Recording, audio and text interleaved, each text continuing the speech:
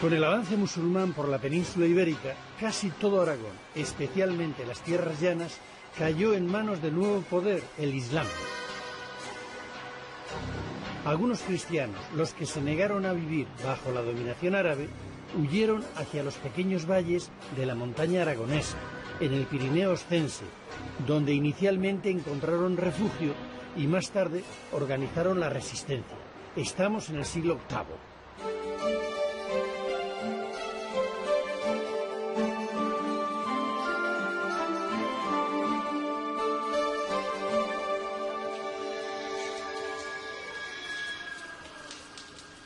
Un siglo después, en el IX, aquí, en el Valle de Hecho, que aún conserva la calzada militar romana que comunica con Francia, nació, auspiciado precisamente por el poderoso reino franco, el Condado de Aragón, que tomó el nombre del río que atraviesa el valle. La monarquía carolingia, que buscaba su expansión al sur de los Pirineos, fundó además, para organizar el territorio y para iluminar espiritualmente estos valles rodeados de montañas, el monasterio de San Pedro de Siresa.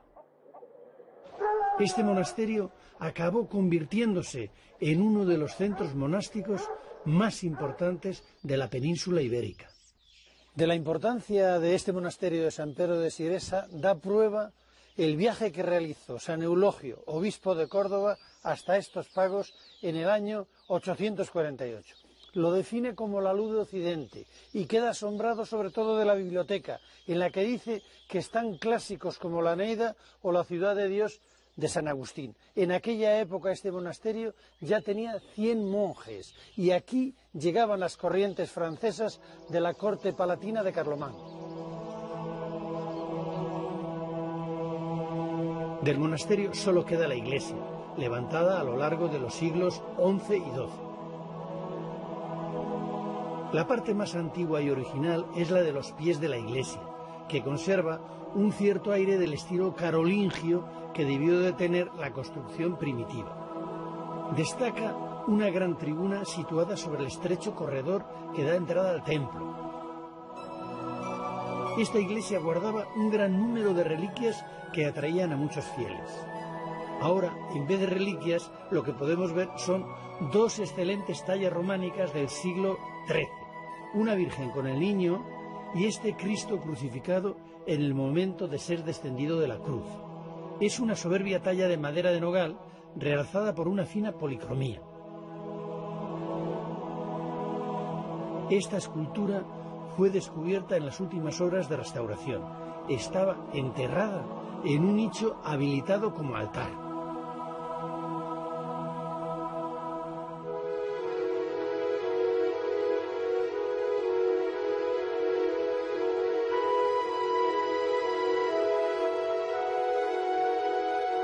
En el cercano valle de Borau se levanta la iglesia de lo que fue el monasterio de San Adrián de Sássave.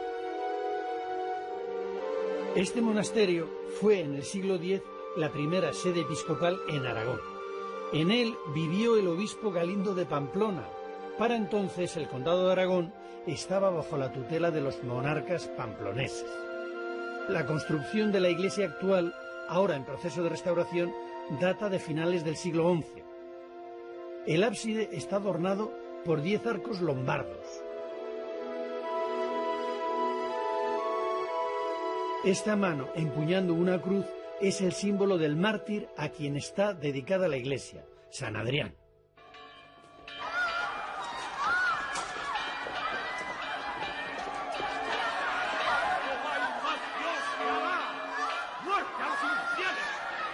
Con la llegada del nuevo milenio y tras padecer varias racias de Almanzor que asolaron la zona, el rey pamplonés Sancho III el Mayor se lanzó a reconquistar a los musulmanes todo el Alto Aragón y a fortificar las fronteras para asegurarse el territorio.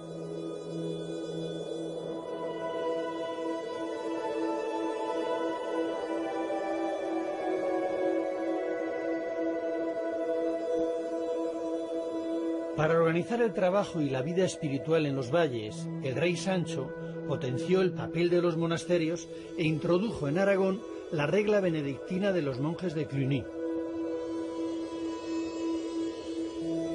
Eligió el monasterio prerrománico de San Julián y Santa Basilisa, en la Sierra de San Juan, como el centro de difusión de las reformas monacales. A partir de entonces, todos los cenobios de la zona pasaron a depender de este monasterio abadía, que pasó a llamarse de San Juan de la Peña.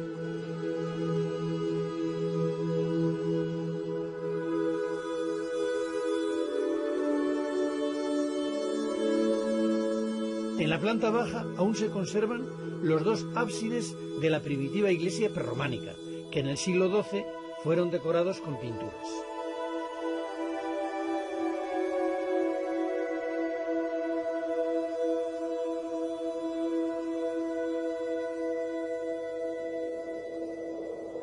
A la muerte del rey Sancho el Mayor, su hijo Ramiro heredó el viejo condado de Aragón, ya convertido en rey.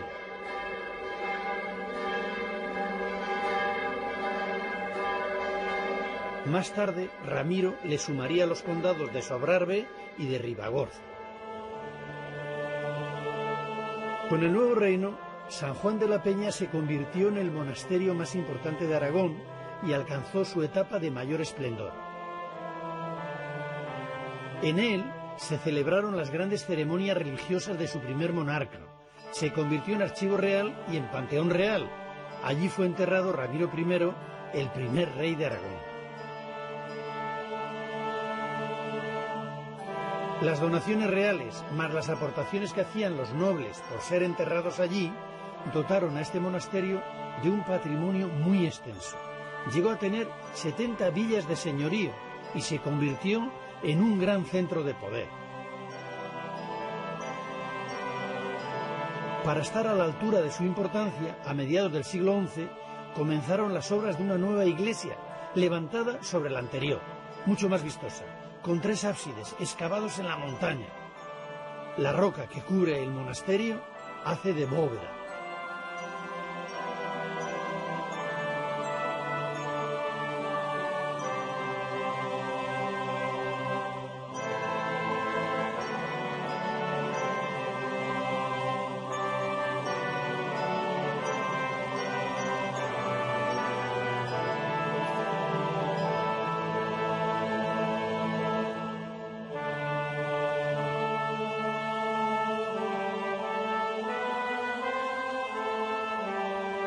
Esta gran obra fue rematada en los 2 siglos siguientes con la construcción de un espectacular claustro.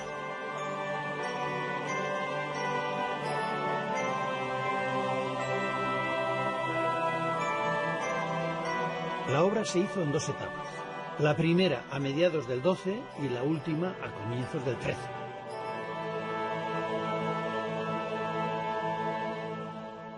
Este claustro de San Juan de la Peña es excepcional y único en el mundo.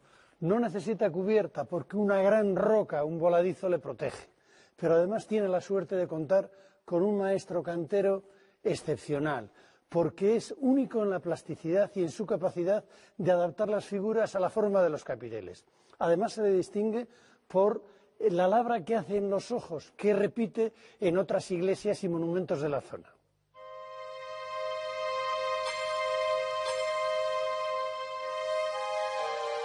Al maestro de San Juan de la Peña se le conoce también por otros sobrenombres, el maestro de Agüero o el maestro de San Pedro, sus otras obras maestras, que veremos más adelante.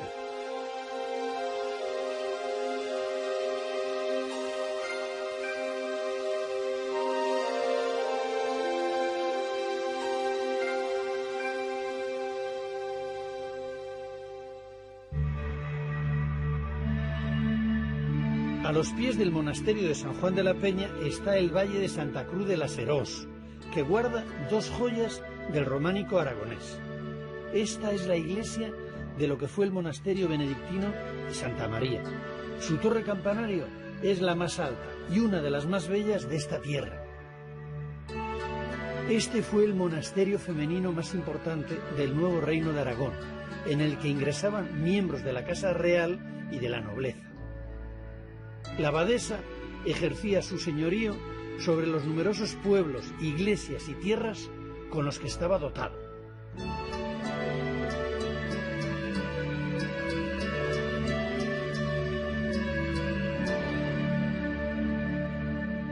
Dos hijas del propio rey Ramiro I profesaron en él. Una de ellas, la condesa doña Sancha, que llegó a ser abadesa, proporcionó al monasterio su máximo momento de esplendor a finales del siglo XI. Sus restos descansan en este espléndido sarcófago románico.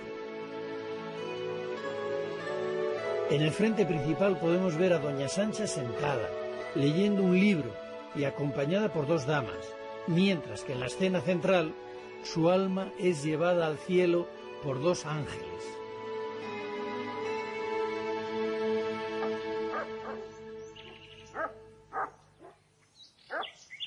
La otra joya de este valle es esta pequeña ermita, una de las primeras iglesias románicas que se levantaron en estos valles pirenaicos.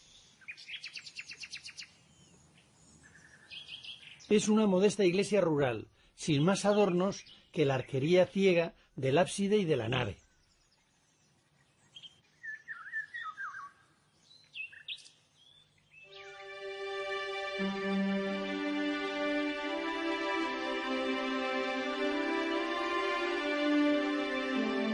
En la comarca del Serrablo, regada por el río Gállego, en lo que fue una zona de repoblación cristiana, surgió en el siglo XI un estilo constructivo con mucha personalidad y gran belleza. De él se conserva una treintena de iglesias y fue realizado por unos sencillos maestros de obra.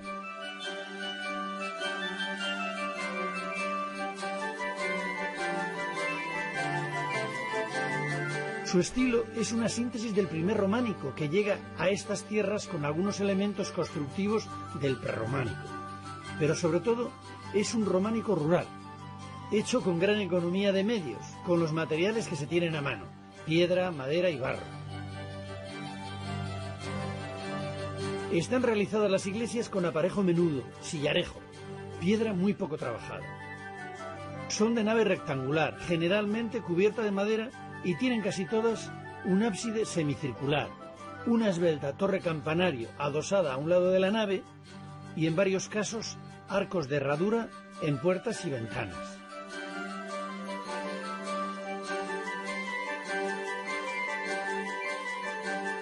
Carecen de escultura y son muy sobrias en su decoración. La mayor parte de esta decoración está en el exterior, en los ábsides, adornados con arcos ciegos y con un friso de una o dos hiladas de piedras colocadas en vertical.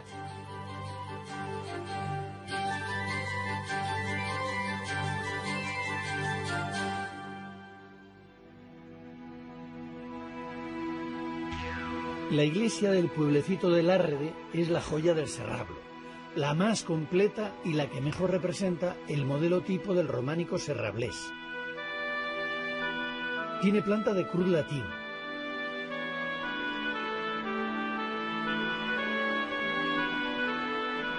El maestro que la levantó, que sin duda era muy bueno, se atrevió a cubrir la nave con una bóveda de medio cañón, en piedra, sostenida por arcos fajones.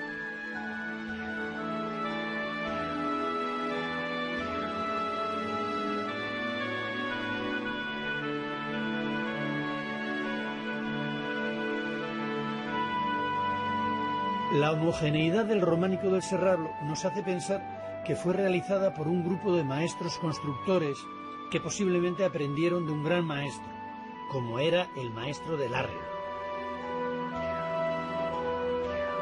Todos manejaban un mismo proyecto, que aplicaban de pueblo en pueblo según las posibilidades económicas de cada uno, y que llevaron a cabo su trabajo en un plazo de tiempo más bien corto. Algunos expertos les han bautizado como los constructores del círculo larredense. 9 siglos después, la Asociación de Amigos del Serrablo lleva desde los años 70 recorriendo toda la comarca y reconstruyendo estas iglesias que estaban abandonadas por el paso del tiempo. Julio, no paras, ¿eh? ¿Esta iglesia cuál es? Mira, esta es el número 35 de las iglesias que llevamos restauradas desde el año 71. Amigos de Serrablo que fundas en el 71. Sí, en el 71 fundamos Amigos de Serrablo y a partir de ese momento nos dedicamos a la recuperación del patrimonio. que estaba en trance de desaparecer. Estos pueblos de la montaña se habían quedado sin población. Sí, este era uno de los que había quedado abandonado completamente y nosotros tuvimos una primera restauración aquí en los años 80 y ahora bueno, vamos a terminarla, dejarla ya perfectamente recuperada, ya que el pueblo también se ha recuperado. Pero una cosa, entonces trabajabas tú con tus propias manos. Efectivamente. Con tus amigos, con tus familiares, empezasteis unos pioneros y os echasteis al hombro todo el patrimonio altoaragonés de iglesias que llamáis mozárabes vosotros. Bueno, aquello fue una aventura, porque en aquellos años tampoco teníamos grandes, ayudas muy pequeñas, muy poca cosa. Entonces teníamos que hacerlo nosotros, sábados y domingos dedicamos a trabajar aquí entre estas iglesias. ¿Todo esto lo has hecho gratis et amore por la sociedad, por amor al arte, claro. o porque te lo pasas bien? No, porque me lo paso bien. Y que todos los de la asociación trabajamos por amor al arte. Aquí no hay ninguno de los que estamos trabajando recibimos nada de nada. Pero estás lleno de condecoraciones. Sé que te han dado la medalla de oro de las Bellas Artes, el premio Ford, la medalla de oro de Huesca. ¿Es tan importante este trabajo de la sociedad civil para recuperar patrimonio? Nosotros creemos que sí, indudablemente, claro, tenemos de todo. Hay gente que pues le da lo mismo, pero mayoritariamente la gente pues valora. Y de hecho es que, por ejemplo, la semana pasada nos han concedido otro premio, la Fundación Un Castillo, precisamente por esta labor que venimos haciendo desde hace ya 30 y tantos años. Bueno, lo que pasa es que ahora lo que estáis haciendo es manteniendo además tradiciones. Gracias a vuestro esfuerzo, la losa en la cubierta se ha recuperado y no solamente se usa en las iglesias, sino en las casas. También, bueno, ¿no? Esta era efectivamente la técnica que empleaban aquí en los pueblos. O sea, aquí se manejaban todo con su entorno, el material, piedra, barro y la madera. Nos sentimos muchos españoles orgullosos de tener un asturiano patriota aragonés recuperando patrimonio. Julio, gracias en nombre de toda la sociedad. Desgraciadamente, poco después de realizar esta entrevista, inesperadamente Julio Gavín nos dejó.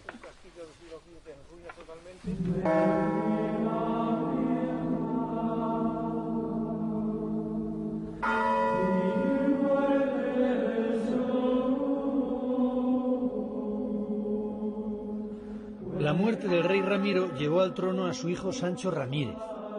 El joven rey había sido educado aquí, en el Valle de Iguacel, donde adquirió una intensa formación religiosa y militar.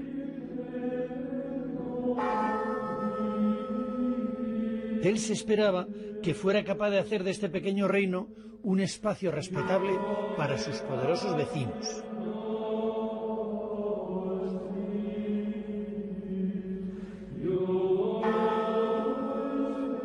Del monasterio que aquí había nos ha quedado esta maravilla de iglesia, de la que sabemos que fue reformada en el año 1072. Es uno de los templos románicos más antiguos de Aragón.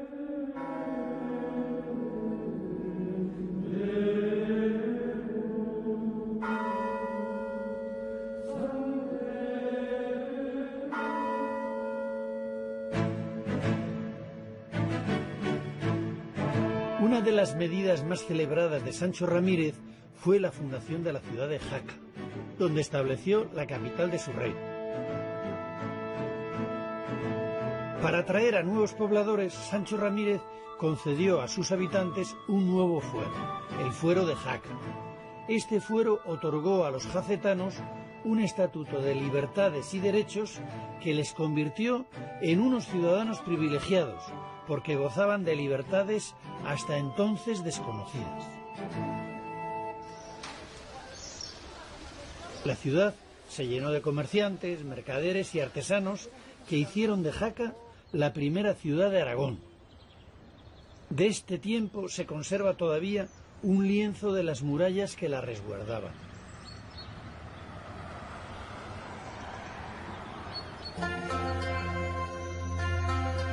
...1076 fue una fecha importante para Jaca. En ese año, casi a la par que la de Santiago de Compostela, comenzaron las obras de lo que sería su catedral, la Seo de San Pedro.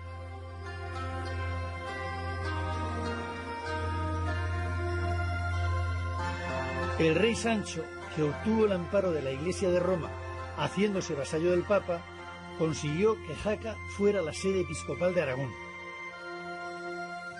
Quiso a continuación dotar a Jaca de una catedral que acogiera a la nueva sede episcopal y que sirviera para realzar las celebraciones religiosas de su reinado.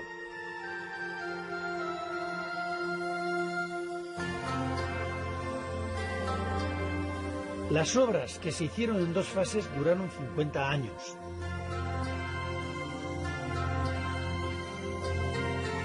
La entrada principal es un gran porche con bóveda de medio cañón situada debajo de la torre. En la portada sobresale el tímpano, decorado con un crismón entre 2 leones, en torno al cual hay unas inscripciones con recomendaciones a los fieles para lograr la salvación del alma. Este crismón fue muy repetido posteriormente en el románico aragonés y pasó a ser un símbolo de toda la zona.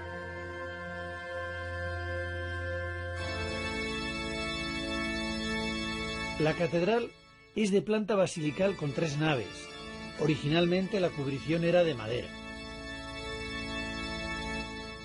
En el crucero se levanta una gran cúpula octogonal, reforzada por arcos cruzados. Esta cúpula es la más antigua de todo el románico español.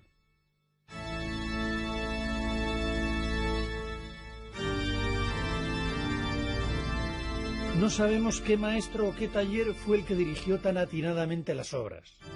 Lo que sí podemos apreciar por la fineza de la labra es que conocía bien la escultura clásica. Le llamaremos el maestro de Jaca.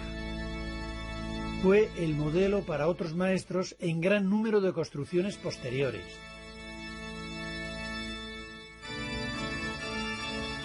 Su capitel más celebrado es el sacrificio de Isaac. Más adelante también intervino en la construcción del claustro el maestro Esteban, que había dirigido la primera fase de la Catedral de Santiago. El claustro ya no existe, pero 2 de sus capiteles podemos contemplarlos en una de las capillas, tras unas rejas románicas debajo del altar.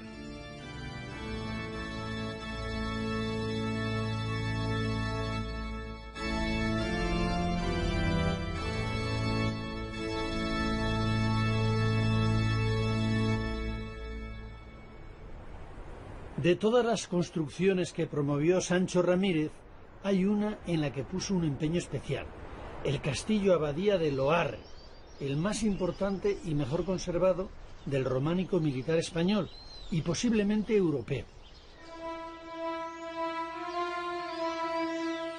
El reino aragonés se había quedado encajonado en una sucesión de pequeños valles pirenaicos incapaces de producir lo suficiente para alimentar a una población cada vez más numerosa. La solución a sus problemas estaba en intentar arrebatar a los musulmanes las tierras llanas, más productivas en cereales. El objetivo de Sancho Ramírez era tomar la ciudad de Huesca.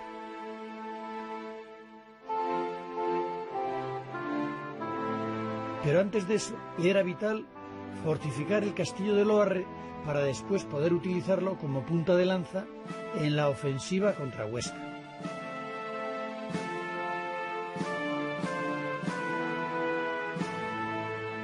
La fortaleza de Loarre ya existía anteriormente. Lo que hizo Sancho Ramírez fue levantar nuevas dependencias, unas fortificaciones más sólidas y añadir al castillo un monasterio con su correspondiente iglesia, la de San Pedro, que además contaba con su cripta. Este castillo fue su residencia preferida y la capilla real de San Pedro fue la más importante de todo su reino.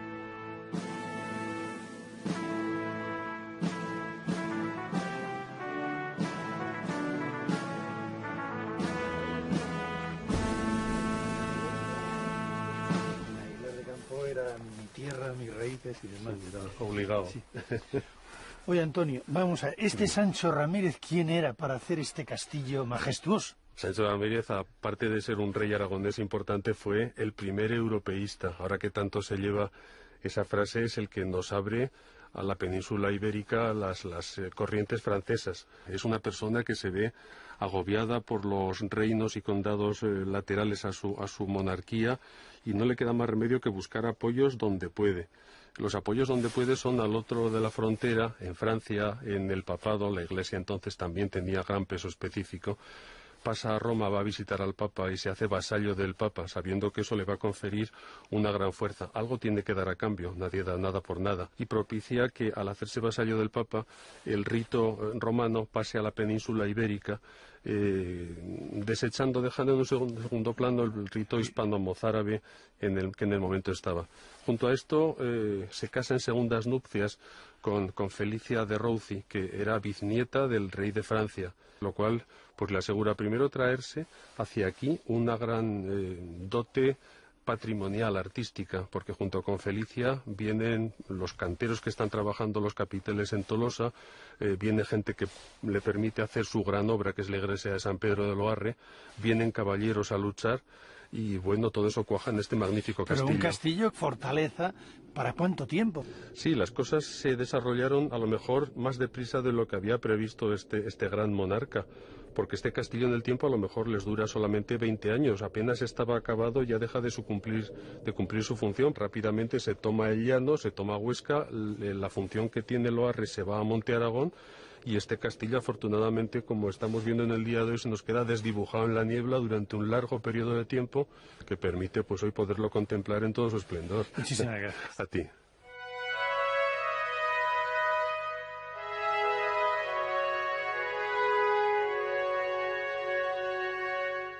Este es el castillo abadía de Monte Aragón. También fue levantado por Sancho Ramírez para llevar a cabo el asedio definitivo de Huesca.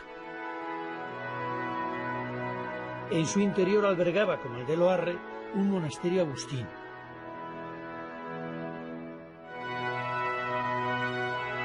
Sancho Ramírez murió durante el asedio, junto a las murallas oscenses.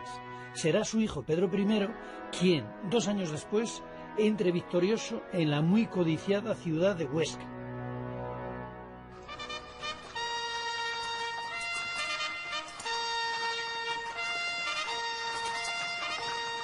Cuando Huesca fue conquistada, aquí, en la iglesia de San Pedro el Viejo, dieron solemnemente gracias a Dios por la victoria. Durante la dominación musulmana, aquí estaba la única iglesia mozárabe que había quedado en manos de los cristianos para sus rezos. Con la reconquista de la ciudad, la iglesia se convirtió en monasterio benedictino y unos años después fue derribada para construir una nueva iglesia, un claustro y las dependencias monásticas. Este monasterio fue durante años el preferido por los reyes aragoneses. 2 de ellos fueron enterrados en lo que fue la sala capitular del convento.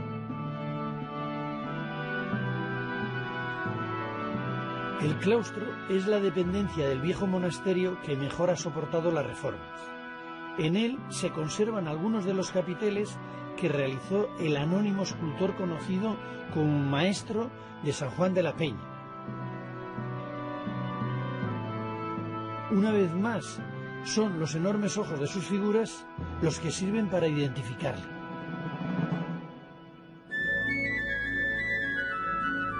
Tras la toma de la ciudad, la corte aragonesa se trasladó a Huesca, donde se levantó un palacio real del que se conserva una de las torres, con 2 salones que son una magnífica representación del románico civil aragonés. Uno está en la parte superior de la torre, el salón de doña Petronila, decorado con una bella arquería ciega. El otro, en la parte baja, es conocido como el de la campana de Huesca. Este salón tiene una leyenda de la que es protagonista Ramiro II, llamado el Rey Monje. Ramiro había profesado y vivía en un convento, del que salió para ser nombrado rey, tras morir su hermano sin descendencia. 3 años después abdicó en su hija Petronila, a la que casó, teniendo ella pocos meses, con el conde de Barcelona, dando inicio así a la corona de Aragón. Una vez Hecho esto, Ramiro II se volvió tranquilamente a su convento.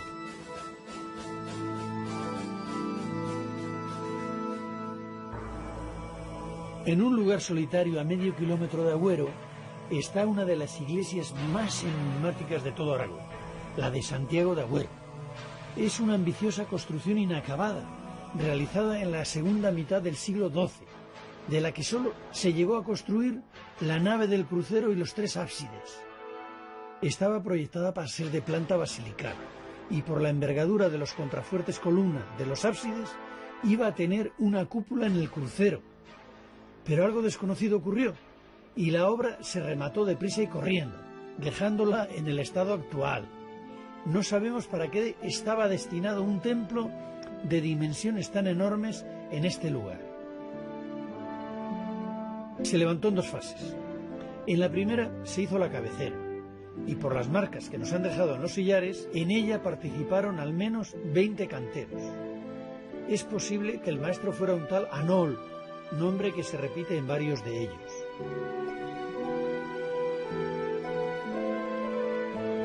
En la segunda fase se añadió la portada y se acabó la obra. En el tímpano de la portada aparece una de las obras emblemáticas del maestro de Agüero o de San Juan de la Peña, la adoración de los magos. En uno de los capiteles está uno de los temas recurrentes de este maestro, la bailarina danzando al son de la música. Bueno, estamos en una iglesia con muchos misterios, pero una iglesia gigantesca. ¿Usted tiene una teoría al respecto? Sí, hombre, tengo la teoría de que está fundamentada en que Ramiro II, rey, primero fue un hombre de iglesia y siempre fue un hombre de iglesia, con lo cual estaba dedicada a él, a su destino. Fue un monasterio, fue una iglesia donde retirarse, fue su panteón. Yo me inclino porque era un monasterio donde se retirara Ramiro II una vez abandonó el poder. Si hubiera hecho un monasterio, habría sido uno de los más importantes de Aragón. Yo pienso que estaría con ese fin. El hacer un monasterio importante, que da cabida a un rey, que es mejor monasterio. Los enigmas no se acaban en la iglesia de Santiago. Cuenta una leyenda que en esta zona hubo un pequeño reino gobernado por una mujer de la que solo se conoce su nombre, Berta, la reina de los mayos. Los mayos son estas grandes moles de piedra en forma de aguja que dan al paisaje un cierto toque fantasmagórico. El caso es que Pedro I, hermano de Ramiro, el rey monje, se casó con una italiana y se llamaba Berta. ¿Será casualidad o no?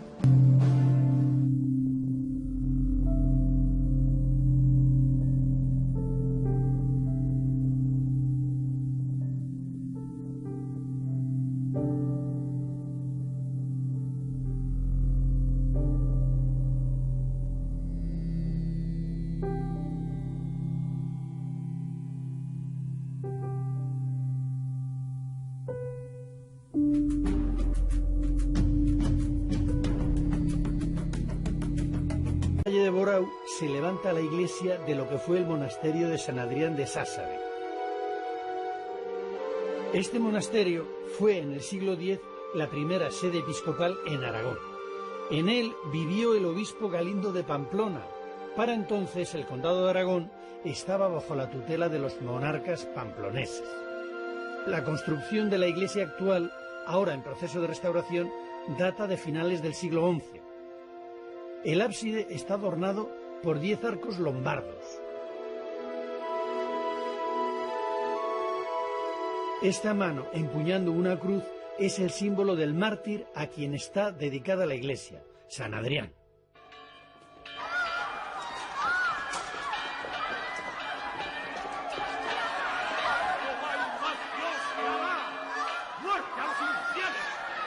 Con la llegada del nuevo milenio y tras padecer varias racias de Almanzor que asolaron la zona, el rey pamplonés Sancho III el Mayor se lanzó a reconquistar a los musulmanes todo el Alto Aragón y a fortificar las fronteras para asegurarse el territorio. Por el poderoso reino franco, el condado de Aragón, que tomó el nombre del río que atraviesa el valle. La monarquía carolingia, que buscaba su expansión al sur de los Pirineos, fundó además, para organizar el territorio y para iluminar espiritualmente estos valles rodeados de montañas, el monasterio de San Pedro de Siresa. Este monasterio acabó convirtiéndose en uno de los centros monásticos más importantes de la península ibérica. De la importancia de este monasterio de San Pedro de Siresa da prueba el viaje que realizó San Eulogio, obispo de Córdoba, hasta estos pagos en el año 848. Lo define como la luz de Occidente y queda asombrado sobre todo de la biblioteca, en la que dice que están clásicos como la Eneida o la Ciudad de Dios de San Agustín. En aquella época este monasterio ya tenía 100 monjes y aquí llegaban las corrientes francesas de la corte palatina de Carlomán. Del monasterio solo queda la iglesia, levantada a lo largo de los siglos.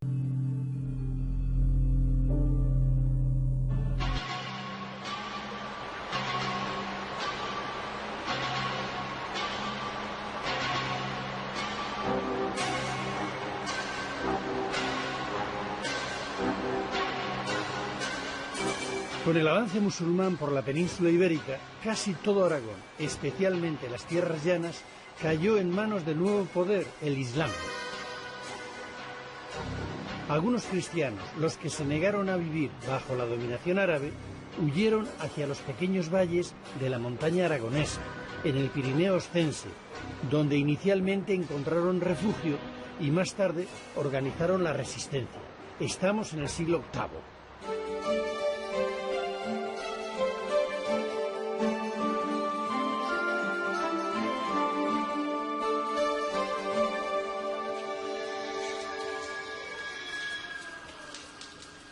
Un siglo después, en el IX, aquí, en el Valle de Hecho, que aún conserva la calzada militar romana que comunica con Francia, nació auspiciado precisamente.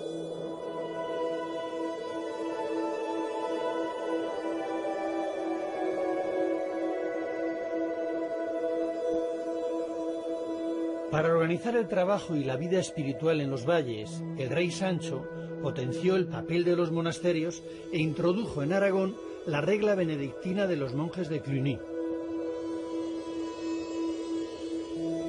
Eligió el monasterio prerrománico de San Julián y Santa Basilisa, en la Sierra de San Juan, como el centro de difusión de las reformas monacales. A partir de entonces, todos los cenobios de la zona pasaron a depender de este monasterio abadía, que pasó a llamarse de San Juan de la Peña.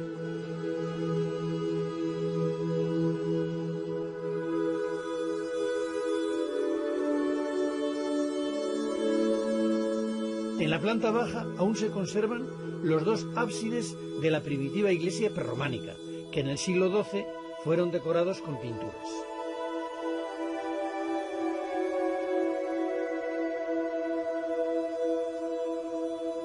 Los XI y XII.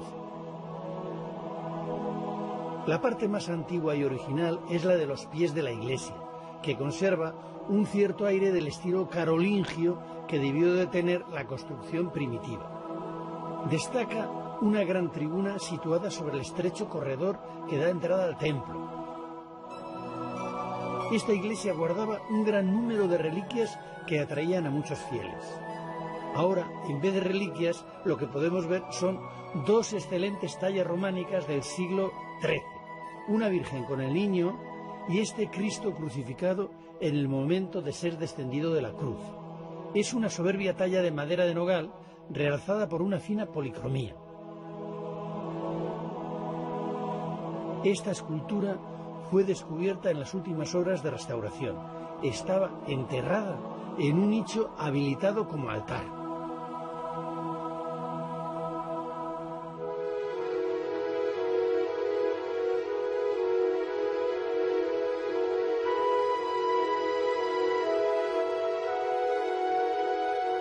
En el cercano